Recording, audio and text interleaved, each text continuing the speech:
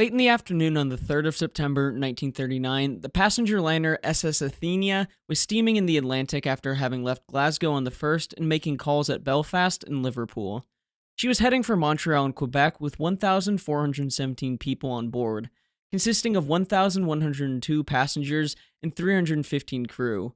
Of the passengers, 469 were Canadian, 311 American, some 150 Europeans, and the rest were either British or Irish. Most of the European passengers were refugees from the war, including 34 German nationals, mostly Jewish. A high proportion of the passengers were women and children, who were counting themselves lucky to be aboard and leaving the war-torn continent. Unfortunately for them, the war was coming to them in the form of a U-boat, commanded by Oberleutnant Fritz Julius Lemp, who mistook the passenger liner for another ship. Nevertheless, a torpedo struck Athenia on the port side around 7:30 p.m., killing some and wounding others. More passengers and crew were lost in the coming hours as ships came to the rescue of the desperate passengers. Tragedies at sea like this had played out before in the last war. However, this was the first time a ship had been sunk by a U-boat in the Second World War. Previously, on August 22nd, the Type 7A U-boat U-30, commanded by Fritz Julius Lemp, put to sea. Following his orders, Lemp proceeded to a waiting location west of Ireland and stayed out of sight until further orders. U-30 was one of 18 U-boats in the Atlantic with similar instructions, and on September 3rd, when the begin order arrived, Lemp opened up a sealed envelope given to him on departure and set course for his operational area. In this envelope was also a reminder to operate in strict accordance with German prize regulations, and there was no doubt what was expected of him.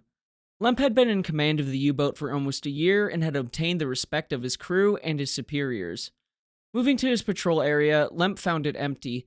As the sun started to go down, U-30 had reached the southern end of her patrol zone and was turning north when finally a ship approached the U-boat. This was the 13,850-ton Donaldson and Black Atlantic liner Athenia, carrying a little over 1,400 people of various nationalities and a final destination of Montreal and Quebec. Numerous cancellations and delays of ships scheduled to leave Britain in late August resulted in the Athenia being filled to capacity, with every berth and every cabin occupied, and makeshift bunks had been set up in the gangways on B deck, the gymnasium, and the third-class smoking room. Even with a large number of passengers on board, Athenia was well equipped to handle an emergency. There were 26 lifeboats having a capacity of over 1,800, with some 1,600 life jackets on board. Athenia left Glasgow at noon on September 1st, and after making calls at Belfast and Liverpool, headed into the Atlantic on the evening of the 2nd. Captain James Cook in Liverpool had met with the Naval Control Service and received instructions from the Admiralty regarding the looming war, bringing with him new signal codes, a long list of actions to take if war was declared, and specific instructions as to the route he was to follow across the Atlantic, some 30 miles further south than usual. Late in the afternoon on September 3rd, 1939, Athenia was around 250 miles northwest of Nistrahal Island and about 60 miles south of Rockall, doing 15 knots. The radio officer had found out that war had been declared, causing an uneasy tension aboard the ship. Captain Cook, not wanting to disturb his passengers any further, quietly made sure the lifeboats were ready, canvas taken off, davits connected, and provisions packed. Taking from the Gathering Storm, The Naval War in Northern Europe, September 1939 to April 1940 by Geir Hohar, who writes, "For reasons not fully explained, as she was a passenger liner and immune according to the prize regulations, the ship was also blacked out and zigzagging. Wooden shields covered the windows of the public spaces, curtains and canvas sheets covered doors and openings, the portholes had all been painted out, and all the deadlights were closed. On board the U-30, Lemp was observing what undoubtedly was a passenger liner, yet she was darkened and well outside any passenger routes. Her high black freeboard looked menacing, and Admiral Karl Dönitz, who commanded the U-boats, warned of the Q ships of the previous war and armed merchant cruisers operated by the Royal Navy, poised to pounce on the U-boats. These ships would be free game under the prize regulations. Lemp ordered his first officer to observe the ship for a second opinion, but with little to add, and Lemp convincing himself the ship was trying to avoid attention, he decided to attack. Lemp, submerged, took U-30 across the bow of the oncoming ship and turned around for a clean shot from ahead. Eventually, U-30 was located a little under a mile away from the Athenia. Lemp gave the order to fire 2 torpedoes, but only one managed to fire, with the other remaining stuck with its engine running. Lemp took the boat down to get rid of the torpedo as soon as possible. Some passengers aboard Athenia claimed that the U-boat fired shots at them using the deck gun, but it's more than likely the firing of the torpedoes would have lightened the boat, and she could have broken the surface for a while before her tanks were filled, taking her down. Whatever the case may be, the torpedo struck Athenia on the port side aft around 7:30 p.m., killing several of those on duty in the engine and boiler rooms. Pieces of metal and wood rained down onto the deck, killing some and wounding others. Below decks, the third-class quarters and aft dining rooms were a mess. Cabins were smashed, corridors filled with debris, and below, water started pouring in. Some were stuck in their cabins and drowned as the water rose. One staircase collapsed, making escape even more difficult. When the lights went out, people began panicking, and a mad dash to escape began, while others tried to reach cabins where children had been tucked in for the night, or wading through the water trying to find a way out. On board the bridge, Third Officer Colin Porteous felt the ship reel violently to starboard when the torpedo struck before staggering slowly back. She settled by the stern with a slight list to port. Porteous called to stop the engines and close the watertight doors. Shortly after, he began sounding the emergency alarm. By the time Captain Cook took command of his doomed ship once more and verified all watertight doors had been shut, he ordered the radio officer to send emergency signals in plain language. The first to recognize the Athenia's distress signal was the Norwegian freighter Knut Nelson, some 40 miles away and estimated to arrive within 3 hours. Later, the Swedish yacht Southern Cross answered, as well as the American freighter the City of Flint. The latter two were farther away and would take longer to arrive. Meanwhile, aboard U-30, after having discharged the stuck torpedo, the radio operator picked up a distress signal from the Athenia, stating that she had been torpedoed with 1,400 passengers aboard. According to some aboard U-30, Lemp was visibly disturbed after hearing the news and questioning why she had been blacked out, and Har has this to say: "It was a horrendous mistake. Lemp had not taken the time he should have done in order to identify correctly the ship he had attacked. The shock of realizing the mistake he had made must have been enormous, evaporating all adrenaline in his system in an instant. Lemp did not act further and did not render any assistance to the survivors or make any radio signal to either Germany or potential rescuers. It seems that he wanted to get away, and U-30 left the scene, remaining silent until September 12th, when he informed his superiors of poor weather and did not notify anyone of the sinking of Athenia until back in Germany." Back aboard Athenia, the initial damage reports were not great, with Chief Officer Barnett Copeland reporting that Athenia was inevitably going down. Still, Copeland assessed it would take some time, and it should be possible to get all the boats away, saving most of those on board who were not already dead. The crew remained orderly and saw that the boats were put to sea in an organized manner, contributing to the relatively low loss of life. Within half an hour after the torpedo hit, more than half of the survivors were off the liner. As per the custom of the time, the women and children got first priority, and a disproportionate amount of women and children were amongst the first to escape. Many children, including young toddlers, were ripped from the arms of their parents for them to be placed on lifeboats, resulting in scenes of anguish and despair, along with further tragedy later on. The early chaos of the scene saw some boats lowered before they were full, resulting in some passengers having to climb down to them using ladders. Unfortunately, some fell into the cold, oil-covered sea. The majority of those who fell into the water were pulled into a boat.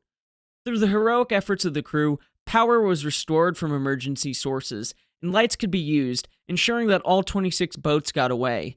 Some of the boats stayed close or drifted into the night's darkness. Most of the passengers aboard the boats suffered from seasickness or were miserable due to the conditions they found themselves in. By 11 p.m., Athenia's list had increased to about 12 degrees, with the last lifeboat cast off about an hour and a half ago. Captain Cook and those who remained began boarding the number 5 motorboat, as room had been made through shifting passengers to other boats. Before he left, the radio officer locked the transmission key so that it sent a steady signal for the approaching ships to home in on. At 10:30, the Admiralty received the SSS signal, signifying that Athenia was under attack by a U-boat, and 25 minutes later, another signal was picked up confirming that she had been hit. The urgent messages were forwarded to all naval units in the area, with orders to assist in the rescue effort. The Knut Nelson arrived at around midnight. Captain Carl Johan Andersen could see flares lit in several of the lifeboats, and saw that they were full. His ship was riding high in the water, which would make it difficult to rescue survivors. Nevertheless, the freighter and her crew quickly got to work rescuing them. To keep his ship in position, Captain Anderson kept his two propellers turning slowly, giving his ship a slight headway. One of the first lifeboats to arrive alongside the Canuta Nelson was the number 5 motorboat, and Captain Cook came aboard and was invited to the bridge to assist in leading the rescue effort.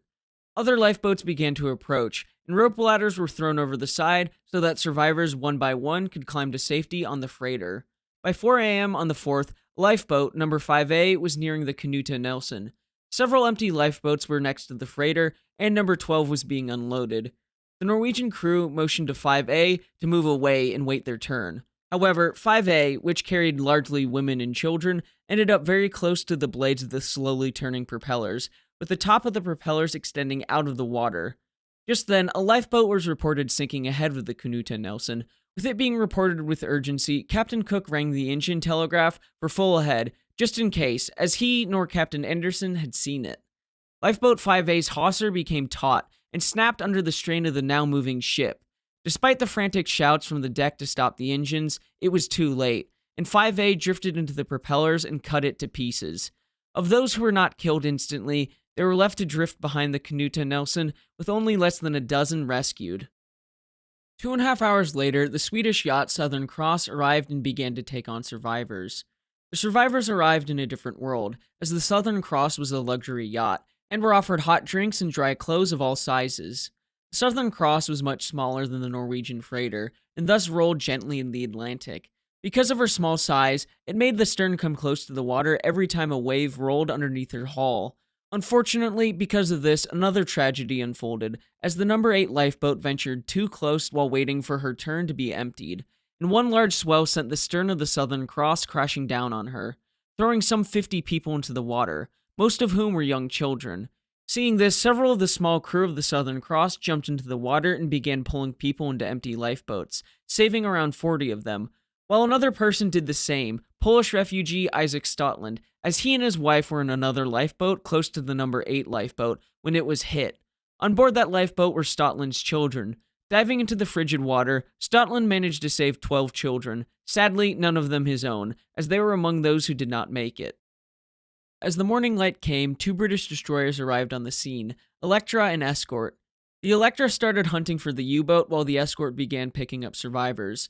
The last lifeboat picked up was number 14A, in which Lieutenant Commander Buss, in charge of Electra, which had previously stopped her search for the U-boat, met the nurse of the Athena.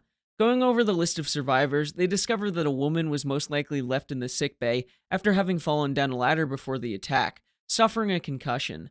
Chief Officer Copeland of the Athena convinced Buss that they needed to go back and rescue the woman. Electra therefore moved in close. Copeland and 2 volunteers went by boat to the Athena and re-entered the sinking ship. They managed to find and rescue the woman before the ship went down at 10:40 a.m., with only minutes to spare. The American freighter City of Flint arrived on the scene, with some survivors being transferred to her as it was more spacious than the small Southern Cross. Of the 1,417 passengers, 1,305 were rescued, while 112 perished, 93 passengers and 19 crew. 28 of the dead were American citizens. The ships began moving to safer waters, whether that be back in the United Kingdom or onto North America. News of the sinking reached all around the world within 24 hours. It was the first day of the war for Britain, and it appeared Germany had broken all rules and introduced unrestricted submarine warfare. The British went on to use the sinking of the Athena as propaganda, and encouraged all merchant vessels to report the sighting of any U-boat. It also removed any doubt that the convoy system should be reinstituted like in the Great War, and instructions were issued for its establishment. The news of the sinking was received in Germany with shock and astonishment, fearing that it might draw the United States into the war, as a large number of Americans had been killed. An immediate statement from the German government stated that no German submarine was in the area at the time, this being issued early on the 4th of September before any proper investigation could be carried out. Karl Dönitz learned of the sinking from the BBC on the morning of the 4th, and was surprised as he was in the dark of any such action. Also, the order to follow prize regulations to the letter was repeated by signal to all U-boats. By midday, as he reviewed the patrol zones, he determined that it was more than likely Lemp and U-30 that had sunk the Athena. Still, further statements to the United States from the German government stated that no German submarine were in the area. Hitler, furious that America could be drawn into the war, ordered that no attacks are to be carried out on passenger liners, not even when in convoy. When Lemp returned to Wilhelmshaven on the 27th, Dönitz was waiting at the docks to hear his account. Lemp and his crew were sworn to absolute secrecy about the event. They were not to mention anything. Lemp was ordered to falsify his war diary by rewriting 2 pages that told of the events. Court-martial of Lemp was considered, but nothing came of it. Lemp had continued his patrol and even suffered heavy damage from aircraft from Ark Royal as he attacked the SS Fanad head. Dönitz, due in part to his continued patrol and success in bringing his damaged U-boat home, determined that Lemp had acted in good faith when carrying out the attack. Although the incident would be swept under the rug as to not cause any further stir about the sinking. In Washington, D.C., President Roosevelt announced American neutrality, even though the sinking of the Athena was serious.